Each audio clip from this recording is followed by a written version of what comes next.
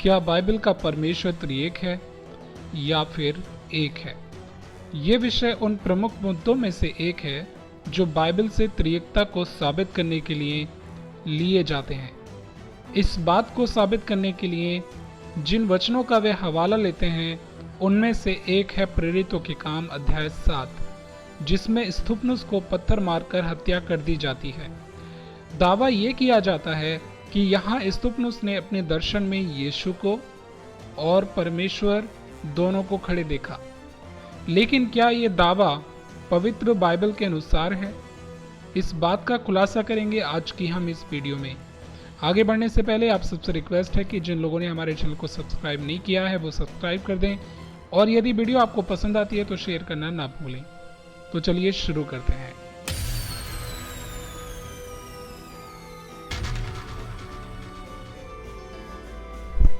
प्रेरितों के काम अध्याय 7 में लिखा हुआ है, परंतु उसने पवित्र आत्मा से परिपूर्ण होकर स्वर्ग की ओर देखा और परमेश्वर की महिमा को और यहोशुआ को परमेश्वर की दाहिनी ओर खड़ा देखकर कहा, देखो मैं स्वर्ग को खुला हुआ और मनुष्य के पुत्र को परमेश्वर की दाहिनी ओर खड़ा हुआ देखता हूँ। नया नियम, जिसे इब्रानी में बिरित खदशा भी कहा जाता है, उसमें कई ऐसे पद हैं जो बताते हैं कि यहोशुआ परमेश्वर के दाहिने हाथ पर बैठा हुआ है। अधिकांश लोग इन विवरणों का उपयोग करके अपने त्रिएक सिद्धांत का समर्थन करने का प्रयास करते हैं। वे ये बताने की कोशिश करते हैं कि स्वर्ग में दो व्यक्ति हैं और स्थिफनुस ने इन दोनों व्यक्तियों को देखा था।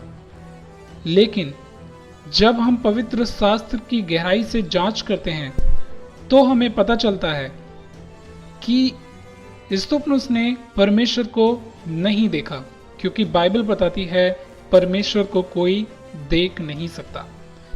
पहला तीमुथियुस अध्याय 6 उसका 16 वचन, और अमरता केवल उसी की है और वो अगम्य ज्योति में रहता है और ना उसे किसी मनुष्य ने देखा और ना कभी देख सकता है। निर्गमन अध्याय 33 उसका 20 वचन, फिर उसने कहा, तू मेरे मुख का दर्शन नहीं कर सकता, क्योंकि मनुष्य मेरे मुख का दर्शन करके जीवित नहीं रह सकता।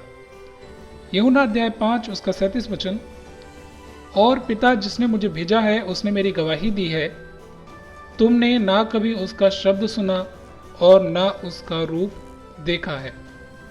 अब हम देख सकते हैं ये वचन बिल्कुल स्पष्ट करते हैं कि स्थिफनुस ने परमेश्वर को नहीं देखा, बल्कि सिर्फ यहोशुआ मसीह को देखा था।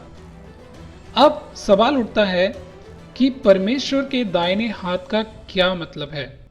तो इस बात को समझने के लिए हमें हिब्रू कल्चर को समझना होगा। असल में दाहिना हाथ हिब्रू ईडियम है, जिसका अर्थ सामर्थ्य, दया और अधिकार होता है। और इस बात को हम देख सकते हैं निर्गमन अध्याय 6 उसका 6 वचन में, इस कारण तू इस्राएलियों से कह कि मैं यहोवा हूँ, और तुमको मिस्रियों के बोझों के नीचे से निकालूंगा और उनके दासवत से तुमको छुड़ाऊंगा और अपनी भुजा को बढ़ाकर और भारी दंड देकर तुम्हें छुड़ा लूंगा। निर्गमन 15 अध्याय उसका 6 वचन, हे यहोवा तेरा दाहिना हाथ शक्ति में महाप्रतापी है। हे यहोवा तेरा दाहिना हाथ शत्रु को चकनाचूर कर देता है। भजन संहिता अध्याय 44 उसका 3 वचन, क्योंकि वे ना तो अपनी तलवार के बल से इस देश के अधिकारी हुए और ना अपने बाहुबल से, परंतु तेरे दाहिने हाथ और तेरी भुजा और तेरे प्रसन्न मुख के कारण जयवंत हुए, क्योंकि तू उनको चाहता था। तो हमने देख लिया कि दाहिने हाथ का मतलब होता है परमेश्वर की सामर्थ, परमेश्वर का अधिकार। इसलिए स्थिफनुस ने अपने दर्शन में मसीह को एलोहीम के अधिकार के पद पर बैठे देखा। उसने किसी भी रीति से परमेश्वर को नहीं देखा था, क्योंकि स्वर्गीय पिता अदृश्य है, इनविजिबल है, और उसको कोई देख नहीं सकता, क्योंकि उसका कोई शरीर नहीं है जो उसे सीमित करे। इसलिए केवल परमेश्वर को यहोशुआ मसीह के माध्यम से ही देखा जा सकता है, क्योंकि परमेश्वर की परिपूर्णता यीशु में निवास करती है। उम्मीद करता हूँ ये वीडियो आपको पसंद आया होगा, और अगर ये वीडियो आपको अच्छा लगा तो इसे शेयर करना बिल्कुल ना भूलें।